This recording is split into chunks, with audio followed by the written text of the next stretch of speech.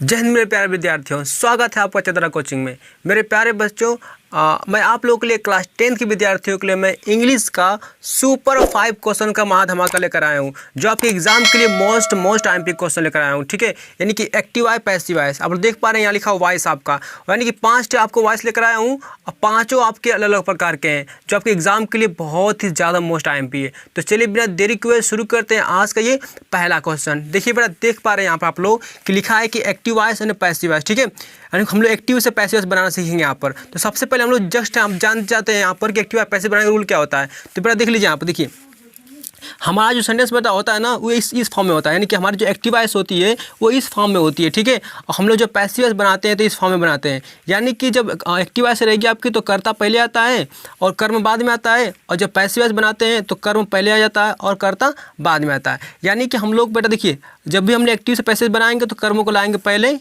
ठीक है, और कर्ता को लाएंगे लास्ट में एकदम से। और जो बेटा जब भी अब कर्ता आपका लास्ट में जाएगा तो हमेशा बाई के साथ जाएगा। ओके, और देखिए बेटा, हेल्पिंग वर्ब की सहायक क्रिया, जो हेल्पिंग वर्ब है हेल्पिंग वर्ब रह जाएगा आपका, नॉट रहेगा। लेकिन बेटा जो मेन वर्ब आपका है ना, वो हमेशा मेन वर्ब का पैसिव वॉइस में थर्ड फॉर्म लगता है।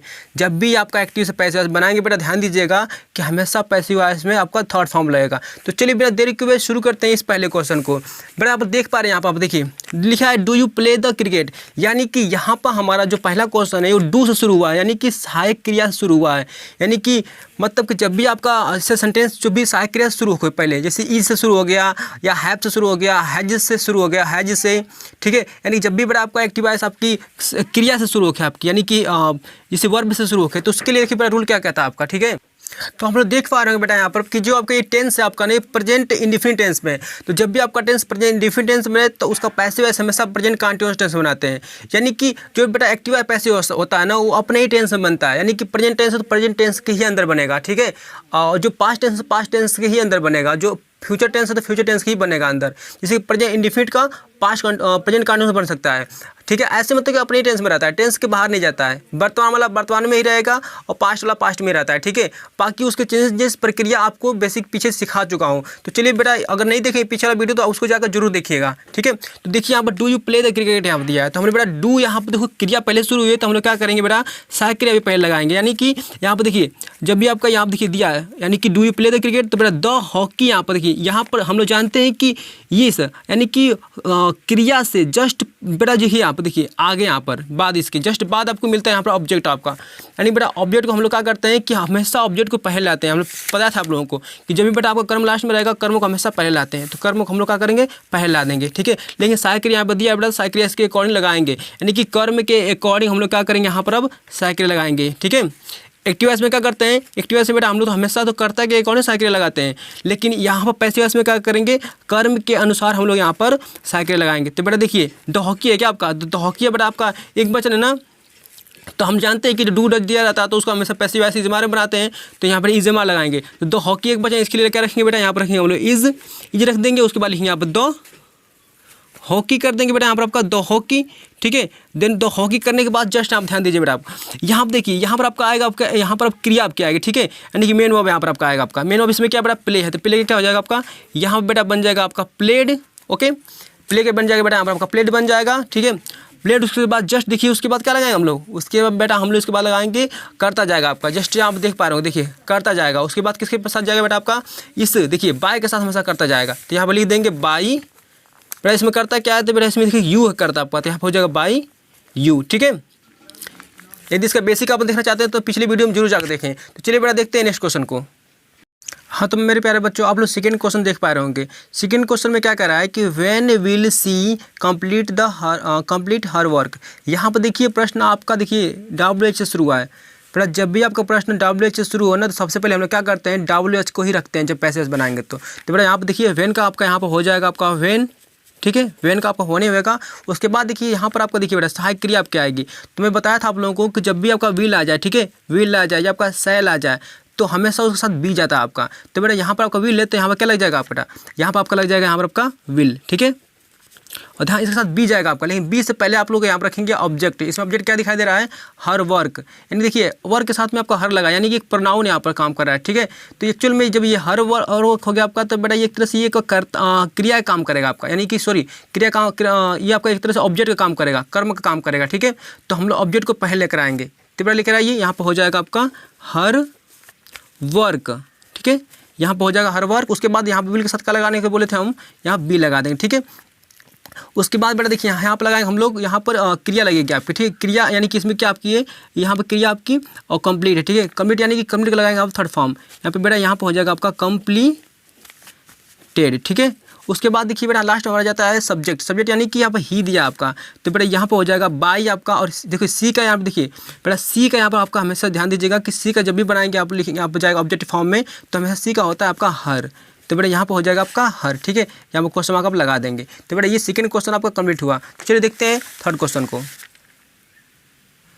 तो बच्चों आप लोग तीसरा क्वेश्चन देख पा रहे होंगे, यहाँ पर क्वेश्चन आपका दिया है कि व्हाट वाज मोहन प्लेइंग, यानी कि मोहन क्या खेल रहा है, ठीक है। तो सिंपल सी बात यहाँ पर ध्यान दीजिए बच्चा, जब भी आपका प्रश्न व्हाट आ जाता है, व्हाट के लिए एक स्पेशल रूल लगता है, ठीक है। यानी कि जब भी आपको व्हाट पूछेगा तो उसमें आपको ऑब्जेक्ट नहीं दिया होता है, तो हम लोग ऑब्जेक्ट को हमेशा मानते हैं, ठीक है।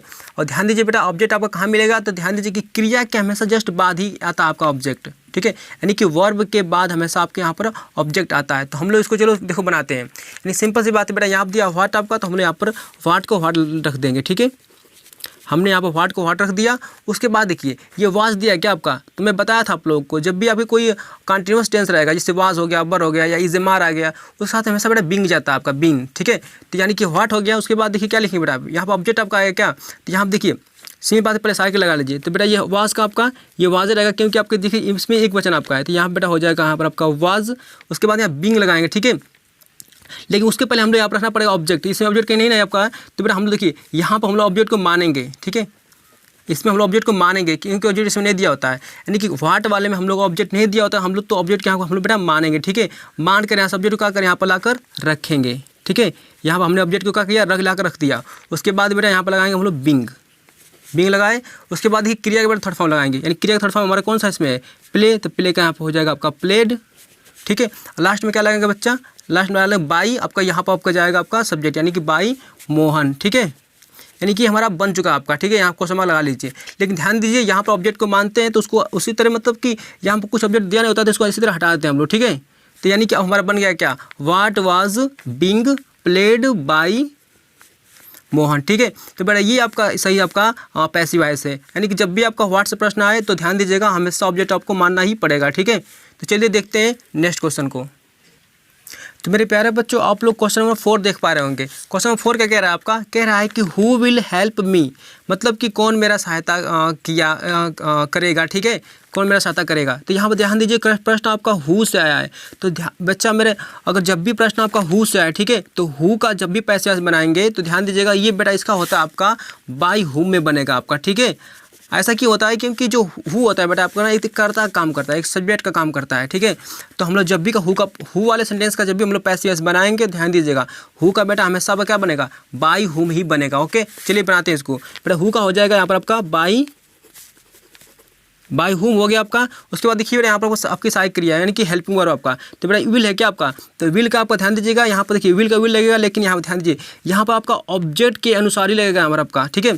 तो बेटा विल यहाँ पर है, लेकिन यहाँ पर ऑब्जेक्ट यहाँ पर मी है, तो इसका यहाँ पर जैसे कि जब ही यहाँ पर आएगा तो आई हो जाएगा, तो आई के साथ बेटा क्या लगता है आपका यहाँ पर लगता है शुड आपका, ठीक है, मतलब सेल लगता है आपका, एक्चुअल में सेल लगता है, सेल। तो बेटा यहाँ लगा दे सेल हम लोग, और हम आपको पीछे बताए थे कि जब भी विल सेल आए उसके साथ बी जाता है हमेशा, तो बेटा सेल लगा दिया हमने सहायक क्रिया। उसके बाद आई मी का क्या हो जाएगा यहाँ पर आपका, बेटा यहाँ पर हो जाएगा आई के साथ यहाँ पर लगा देंगे आप। इसके बाद बी लग गया बेटा आपका, ठीक है। हमने क्या किया, हु का हमने कर दिया बाई हुम में। उसके बाद मैंने यहाँ पर सहायक क्रिया लगाया, और सहायक क्रिया किसके अनुसार लगाएंगे, यहाँ पर ऑब्जेक्ट के अनुसार मैंने सहायक क्रिया लगा दिया सेल। उसके बाद बेटा ऑब्जेक्ट आपका मी है, तो यहाँ पर आपका आई हो जाएगा। उसके बाद जैसे हम लोग जानते हैं कि विल के साथ हमेशा बी जाता है, यानी कि सेल के साथ ही बी जाता है, ठीक है, तो हमने बी लगा दिया, ओके। उसके बाद बेटा यहाँ लगा दें, देखिए क्रिया का थर्ड फॉर्म इसमें कौन सी है, यहाँ पर हेल्प है आपका, तो बेटा यहाँ पर हो जाएगा आपका हेल्प ड, ठीक है, क्वेश्चन मार्क कर लेंगे। अब देखिए लास्ट में बाई वही नहीं लगाना आपको, क्योंकि आप लोग शुरू में ही बाई ऑप्शन लगा चुके हैं, ठीक है। तो चलिए बेटा देखते हैं और लास्ट क्वेश्चन आप इसका। तो मेरे प्यारे बच्चों आखिरी क्वेश्चन आप लोग देख पा रहे होंगे, यहाँ पर लिखा है पुट द बोतल ऑन द टेबल, यानी कि मतलब कि टेबल पर बोतल को रखो, ठीक है। यानी कि देखिए जस्ट यहाँ पर हमारा जो पुट बेटा आपका है ना, ये आपका क्रिया की फर्स्ट फॉर्म है। जब भी आपका सेंटेंस यानी कि एक्टिव वॉइस आपकी क्रिया की फर्स्ट फॉर्म से स्टार्ट हो गया, यानी कि वी फर्स्ट फॉर्म से स्टार्ट हो गया आपका, ठीक है, वर्ब की फर्स्ट फॉर्म से स्टार्ट हो गए, तो हम ध्यान दीजिएगा। इसके लिए हम लोग कुछ और रूल लगाते हैं, यानी कि जब भी आपका जैसे ऐसे आपका आ जाए, ठीक ना, गो प्ले, ऐसे मतलब कि स्टार्टिंग से आपको वी फर्स्ट शुरू हो गए, तो इसके लिए बड़ा रूल क्या लगाते हैं, ध्यान दीजिएगा। इसके लिए हम लोग एक ही रूल लगाते हैं, देखिए जस्ट यहाँ पैसिव वॉइस बनाने के लिए, जहाँ पर देख पा रहे होंगे कि पहले हम लोग ऑब्जेक्ट को लाते हैं, उसके बाद शुड बी, उसके बाद यहाँ पर प्लस भी का थर्ड फॉर्म को प्रयोग करते हैं, ठीक है। तो बेटा इसी नियम का हम लोग प्रयोग करेंगे, इस सेंटेंस को हम लोग बनाएंगे। तो चलिए देखते हैं कैसे इसको बनता है आपका सेंटेंस, ठीक है। तो बेटा यहाँ पर देख पा रहे होंगे, यहाँ पर पुट द बोतल ऑन द टेबल यहाँ पर दिया है, तो हम लोग पहले लिखेंगे ऑब्जेक्ट। बेटा ऑब्जेक्ट इसमें क्या हमारी है, यहाँ ऑब्जेक्ट हमें इसमें बेटा दिखाई दे रहा है आपको द टेबल, द बोतल, ठीक है ना। तो बेटा बोतल आपका क्या एक तरह से आपका है ऑब्जेक्ट है, क्योंकि मैं बताया था आप लोगों को कि क्रिया के जस्ट बाद ही आपको मिलता है ऑब्जेक्ट, वर्ब के जस्ट बाद ही आपको ऑब्जेक्ट मिल जाएगा। तो बेटा यहाँ पर आपको रखेंगे ऑब्जेक्ट, यानी कि रखेंगे यहाँ पर द बोतल, ठीक है। उसके बाद देखो बेटा शुड बी, यानी लगा देंगे हम यहाँ पर शुड बी, ठीक है। उसके बाद क्रिया का थर्ड फॉर्म इसमें बेटा किसी क्रिया क्या आपकी पुट है आपका, तो बेटा पुट का क्या लगाएंगे यहाँ पर हम बेटा पुट का हम लोग यहाँ पर पुट रख देंगे, ठीक है। पुट हो गया आपका। उसके बाद कुछ नहीं करना है मेरे बच्चों, फिर इस लास्ट में देखिए जो बस गया शेष वाक्य उसको जेम करते रख दीजिए, तो यहाँ पर हो जाएगा ऑन द टेबल, ठीक है। तो ये सेंटेंस बेटा आपका कंप्लीट हो चुका है, यानी कि एक्टिव और पैसिव आप जान चुके हैं, ठीक है।